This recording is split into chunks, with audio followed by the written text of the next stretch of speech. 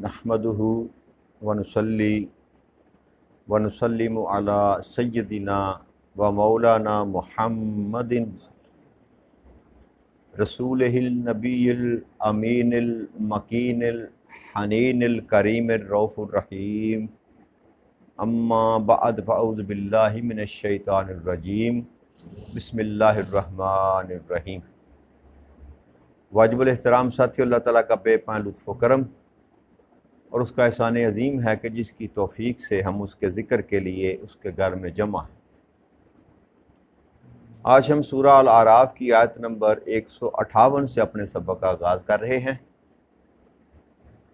इस आयत मुबारका में अल्लाह करीम ने इरशाद फरमाया, कुल या अय्युहन नासु इन्नी रसूलुल्लाहि इलैकुम जमीआ निल्लज़ी लहू मुल्कुस समावाति वल अर्द ला इलाहा इल्ला हुवा युह्यी व युमीत फ़आमनु बिल्लाहि व रसूलिहिन नबिय्यिल उम्मी अल्लज़ी युमिनु बिल्लाहि व कलमातिही वत्तबिहू लअल्लकुम तहतदून।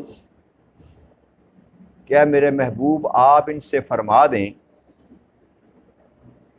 मैं तुम सब की तरफ अल्लाह का रसूल बना कर आया हूँ, जिसके लिए तमाम आसमानों और ज़मीनों की बादशाहत है और उसके सिवा कोई माबूद नहीं। वही जलाता है, इनकी ज़िंदगी अता करता है और वही मारता है। सो तुम अल्लाह और उसके रसूल सल्लल्लाहु अलैहि वसल्लम पर ईमान लाओ, जो उम्मी है और जो अल्लाह पर और उसके तमाम कलेमात पर, तमाम कलाम पर, जितना भी अल्लाह करीम ने नाज़िल किया उन पर ईमान रखता है, और तुम उन्हीं की पैरवी करो ताकि तुम हदायत पा सको। अब ये जो कलाम नबी अकरम सल्लल्लाहु अलैहि वसल्लम की तरफ से उम्मत को किया जा रहा है, इनमें सारी की सारी उम्मतें जो इस वक़्त नबी अकरम सल्लल्लाहु अलैहि वसल्लम के दौर में मौजूद थीं, और ख़ास तौर पर बनी इसराइल, जिनमें मूसा अलैहिस्सलाम के पैरोकार और बाद में ईसा अलैहिस्सलाम के पैरोकार, वो भी उस वक़्त वहाँ मौजूद थे, क्योंकि ज़िक्र मूसा अलैहिस्सलाम की कौम का बनी इसराइल कल चल रहा है। तो उसी के तसलसल में अल्लाह करीम ने यहाँ पर नबी अकरम सल्लल्लाहु अलैहि वसल्लम की ज़ुबान अक़दस से ये बात कहलाई कि आप फरमा दें इनको अब कि मैं तुम सब की तरफ अल्लाह का रसूल बनाकर भेजा गया हूँ। और वो कौन सा रब, वो कौन सा अल्लाह है जिसने मुझे रसूल बनाकर भेजा है, वो है जिसकी सारी ज़मीनों और आसमानों पर बादशाहत कायम है, यानी कि वो अकेला ही बादशाह है, उसके सिवा कोई और बादशाह, मालिक वो है, वही बादशाह है। और दूसरी बात ये फरमाई कि उसके सिवा कोई इबादत के लायक नहीं है, वो एक अकेला मबूद है, और उसी की तरफ से इंसान को ज़िंदगी मुयस्सर आती है और वही इंसान को मौत से हमकिनार करता है। यानी कि रब करीम के अलावा कायनात अर्ज़ व समा में कोई ऐसी कुव्वत नहीं है जो किसी को ज़िंदगी अता कर सके या किसी की ज़िंदगी छीन सके, ले सके। ज़िंदगी भी वही अता करने वाला है और मौत भी वही अता करने वाला है। ये अल्लाह करीम की सिफ़ात में से सिफ़तें हैं जो किसी और को हासिल नहीं है। उसका ज़िक्र अल्लाह करीम ने यहाँ पर ख़ास तौर पर किया कि ज़िंदगी देने वाला भी वही है और मौत देने वाला भी वही है। सो तुम इस रसूल पर ईमान ले आओ, यानी कि ताजदार कायनात सल्लल्लाहु अलैहि वसल्लम पर ईमान ले आओ, जो उम्मी हैं, जिस पर हमने ज़िक्र किया था, उम्मी के लफ्ज़ पर हमने गुफ्तगू की थी कि जिसने दुनिया में ज़ाहरी तौर पर किसी इंसान से लिखना पढ़ना ना सीखा हो, उस रसूल पर ईमान ले आओ। और वो रसूल कैसा है? जो अल्लाह पर ईमान रखता है और अल्लाह के तमाम कलेमात पर ईमान रखता है। यानी कि ये जो मेरा महबूब है, नबी अकरम सल्लल्लाहु अलैहि वसल्लम की ज़ात बबरकात के मुतल्लिक़ कहा जा रहा है کہ ایک تو یہ اللہ پر ایمان رکھتے ہیں، اور دوسرے جتنے بھی کلمات یعنی کہ اللہ کریم کی طرف سے جتنی بھی چیزیں نازل ہوئیں، جتنے بھی صحیفات آئے، جتنے بھی شریعتیں آئیں، کتابیں آئیں، ہر ایک پر ایمان رکھتا ہے یہ میرا محبوب جو ہے۔ تو یہ عقیدہ ہمارا بھی ہے، امت محمدی صلی اللہ علیہ وسلم کا بھی ہے، کہ ہم کسی بھی نبی اور رسول سے انکاری، بلکہ ہمارے عقیدہ ایمان میں یہ بات شامل ہے کہ ہم ہر نبی کو مانتے ہیں، آدم علیہ السلام سے لے کر نبی اکرم صلی اللہ علیہ وآلہ وسلم تک، کم و پیش جو 1,24,000 رسول اور نبی آئے، ہم سب کو اللہ کا نبی اور رسول مانتے ہیں، مگر شریعت کے اعتبار سے ہم نبی اکرم صلی اللہ علیہ وسلم کے پیروکار ہیں۔ ہم موسیٰ علیہ السلام کی شریعت کے پیروکار ہیں، ہم ان کو اللہ کا رسول اور نبی اور تورات کو حق کتاب مانتے ہیں۔ اگر نہ مانے تو ہمارا ایمان مکمل نہیں ہوتا۔ اسی طرح زبور کو بھی حق مانتے ہیں، اسی طرح انجیل کو بھی حق مانتے ہیں کہ یہ اللہ کی طرف سے الہام کی گئی کتابیں۔ 4 کتب ہمیں پڑھی ہیں نا، الہامی کتابیں، اور صحیفے بھی ہیں۔ تو جو کچھ بھی اللہ کریم کی طرف سے نازل کیا گیا، ہر ایک پر ہمارا ایمان ہے۔ جب تک ایمان نہ ہو ہمارا ایمان مکمل، ہم اس وقت تک مومن نہیں ہو سکتے۔ مگر شریعت کے معاملے میں جب بات ہوگی، پیروی کے معاملے میں جب بات ہوگی، تو وہ صرف تاجدار کائنات صلی اللہ علیہ وسلم جو لے کر اس کی پیروی کی جائے گی۔ ہم پر تورات یا انجیل کی بات کو ماننا جو ہے وہ فرض اور واجب نہیں ہے، اس قرآن کی پیروی کرنی ہے۔ جیسے اللہ نے فرمایا تھا کہ اس میرے محبوب کی پیروی کرو، اور جو کچھ وہ نور ساتھ لے کر ہے اس کی پیروی کرو۔ اس سے مراد قرآن کریم ہے کہ اب جو احکامات قرآن کریم میں آئے ہیں اس کو ماننا جو ہے وہ ہم پر فرض اور واجب ہے، اس کو ہم ترک نہیں کر سکتے۔ اس کو اگر ترک کریں گے تو پھر ہم ان لوگوں میں ہمارا شمار ہوگا جن کو کافر کہا جاتا ہے، انکار کرنے والے، نہ ماننے والے، منکر کہہ لیں، کافر کہہ لیں۔ تو قرآن کو ماننا ہمارے لیے فرض عین ہے، اس کی ہر بات کو ماننا۔ تو تاجدار کائنات صلی اللہ علیہ وسلم کی یہ صفت بھی بیان کی گئی کہ وہ اللہ پر بھی ایمان رکھتے ہیں، اور ساری کی ساری اللہ کے جو کلمات ہیں اس پر بھی ایمان رکھتے ہیں۔ سو تم انہی کی پیروی کرو تاکہ تم ہدایت پا سکو۔ تو یہاں اللہ کریم نے ایک دفعہ پھر ہدایت کا جو رستہ بتایا وہ یہ ہے کہ میرے محبوب کی اتباع کرو، تاجدار کائنات صلی اللہ علیہ وسلم کی پیروی کرو، تب جا کر تم ہدایت پا سکو گے۔ اب ایمان اور پیروی کو رب کریم نے یہاں پر بھی جوڑ کر بیان کیا کہ پہلی چیز ہے انسان کا ایمان لے کر آنا، مان لینا اللہ اور اللہ کے رسول کو مان لینا، اللہ کی کتاب کو مان لینا، باقی جتنے معاملات ہیں عقیدے کے اعتبار کے لحاظ سے ان سب کو تسلیم کر لینا۔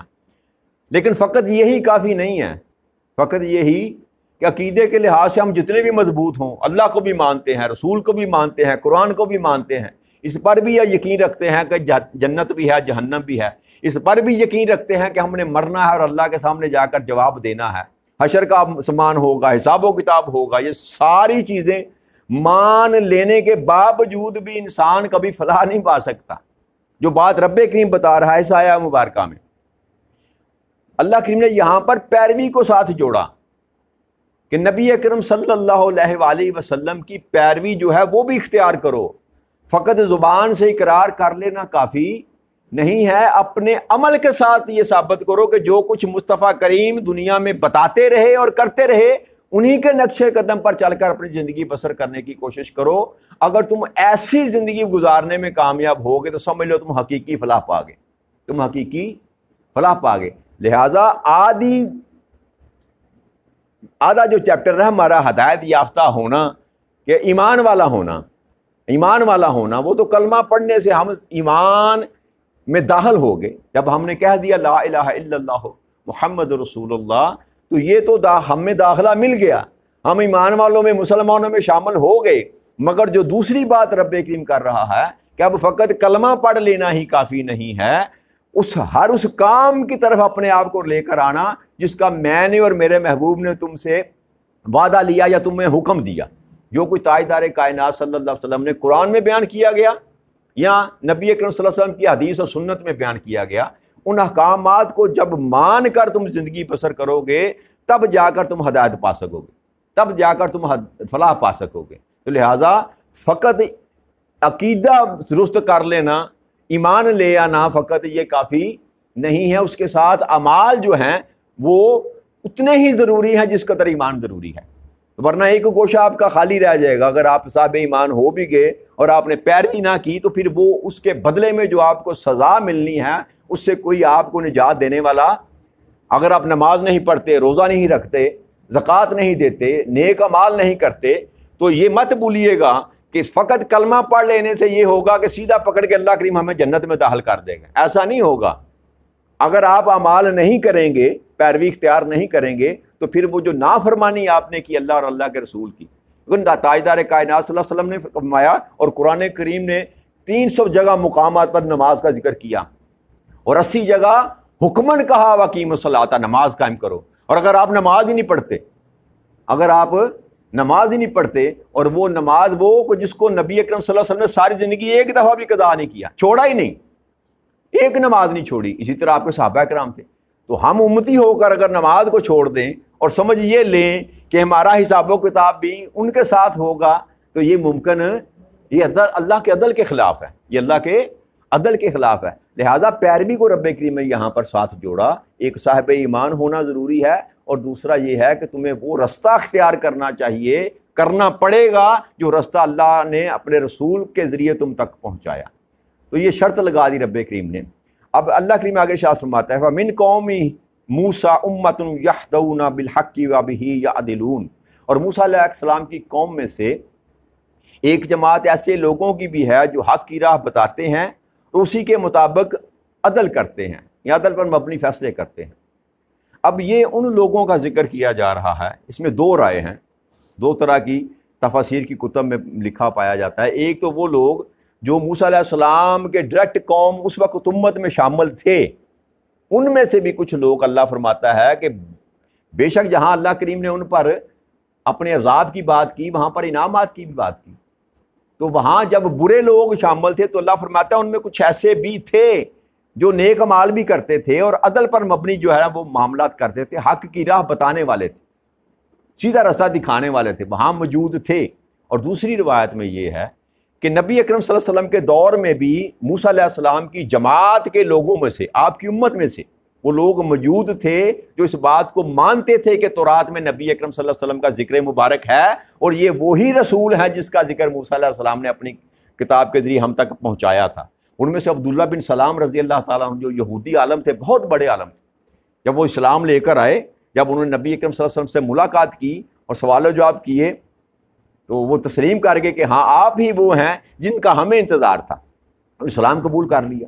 اور بھی کئی یہودی عالم تھے ان کے جو اس بات کو جانتے تھے کہ یہ نبی برحق ہیں, یہی وہ ذات ہیں جن کا ذکر تورات میں اور انجیل میں چلا آ رہا ہے, لیکن اپنی دنیاوی منفعت کے لیے جو دنیا میں انہوں نے ڈھونگ رچا رکھا تھا نا, اپنی سٹیٹ بنا رکھی تھی, لوگوں کو اپنے پیچھے لگا رکھا تھا, من گھڑت قسم کا دین بنا کر, مذہب بنا کر, تو اپنی دکانداریاں جو ہے نا وہ ختم نہ کرنے کے لیے وہ جھوٹ بولتے تھے, جھوٹ کا سہارا لیتے تھے. جیسے آج کل ہمارے معاشرے میں بھی ہے نا, ہر بندے نے اپنی اپنی دکان سجا رکھی ہے, ہر بندے نے اپنی دکان سجا رکھی ہے, اور وہ آپ کو سچ نہیں بتائے گا. کیوں؟ اگر سچ بتانا شروع کر دے تو اس کی دکانداری جاتی رہے گی. یہ جو چھوٹے چھوٹے ٹکڑوں میں ہم بٹے ہوئے ہیں نا, چھوٹے چھوٹے ٹکڑوں میں, اس کا سبب یہی ہے کہ کوئی بندہ حق بیان کرنے کے لیے تیار نہیں ہے. ہر بندہ اپنے مطلب کی بات کرے گا, اپنے مسلک کی بات کرے گا, اپنے عقیدے کی بات کرے گا. عقیدہ بیان کرنا وہ فرض سمجھتا ہے, اصول قرآن بیان کرنا وہ فرض نہیں سمجھتا. تو اگر ہم قرآن بیان کریں, اصول بیان کریں, تاجدار کائنات صلی اللہ علیہ وسلم کی بات کو بیان کریں, تو یہ فرقے اپنی موت آپ مر جائیں گے. مگر یہ تب ہی مریں گے جیسے اس دور میں جو لوگ تھے یہود و نصارہ, وہ بھی اسی لیے تاجدار کائنات صلی اللہ علیہ وسلم کی بات کو تسلیم نہیں کرتے تھے کہ ان کی دکانداریاں جاتی تھیں, جن کاروباروں میں پڑے ہوئے تھے. اب قرآن کہتا ہے سود کھانا حرام ہے, ان کا سارے کا سارا نظام سود پر تھا, وہ کیسے مانتے اس بات کو؟ اور جو لوگ شراب کے عادی تھے, جب کہا شراب نہیں پینی تو وہ کیسے مانے جن کا کاروبار تھا شراب بیچنا, بنانا شراب اور شراب بیچنا. تو اسی طرح کی طبقاتی تقسیم جو تھی نا اس وقت ہمارے معاشرے میں بھی ہے. اب ہمارے ملک میں دیکھ لیں تو سود کے بغیر کوئی نظام نہیں چل رہا. آپ لاکھ لوگوں کو سمجھاتے رہیں, وہ لوگ کبھی دین کی طرف نہیں آئیں گے. کیوں؟ کہ ان کا نظام ہی سارے کا سارا اس سود کے ساتھ لگا ہوا ہے. اب وہ کیسے لے کر آئیں گے؟ اس لیے یہ جو معاملات ہیں وہ اسی لیے ہیں کہ ہم صحیح طور پر جو قرآن اور رسول اکرم صلی اللہ علیہ وسلم کی کتاب میں، احادیث کی کتب میں جو اصول بتایا گیا دین کا، ہم اس کو چھوڑ کر جو فروعی معاملات ہیں نا اپنے اپنے مطلب کے ان کو اپنا لیا اور اصل کو چھوڑ دیا. اور جب تک آپ اصل کی طرف نہ لوٹیں گے نا، اور اصل قرآن ہے، یاد رکھیے گا اصل قرآن ہے، جب تک آپ اس کی طرف نہ لوٹیں گے آپ کبھی ہدایت یافتہ ہو ہی نہیں سکتے، ممکن ہی نہیں ہے کہ آپ کو ہدایت میسر آ سکے. لہٰذا ہمیں کوشش کرنی چاہیے کہ قرآن کو خود مطالعہ کریں، اور اس کے ساتھ ساتھ کہ نبی اکرم صلی اللہ علیہ وسلم کی حدیث مبارکہ کا مطالعہ کریں، اور پھر ایسے لوگوں کو سنا کریں جن کے اندر اعتدال پایا جاتا ہے، معتدل مزاج کے لوگ ہیں، وہ کسی بھی مسلک سے بڑے تلک. میرا کہنے کا مطلب یہ نہیں ہے کہ جو مسالک ہیں ان میں لوگ سارے غلط ہیں، ایسی بات بھی نہیں ہے، ایسی بات بھی نہیں ہے. ہر مسلک کے اندر وہ لوگ موجود ہیں جو حق بیان کرتے ہیں. عقیدہ کوئی بھی انسان کا ہو سکتا ہے، لیکن چار اگر ہمارے اہل سنت والجماعت کے عقائد ہیں، حنفی ہے، مالکی ہے، شافعی ہیں اور حنفی ہیں، یہ چار ہیں نا، تو ہم تو چاروں کو حق پر مانتے ہیں. چھوٹے چھوٹے اختلافات ہیں، چھوٹے چھوٹے اختلافات ہیں، باقی سارے کے سارے ہم حق پر مانتے ہیں.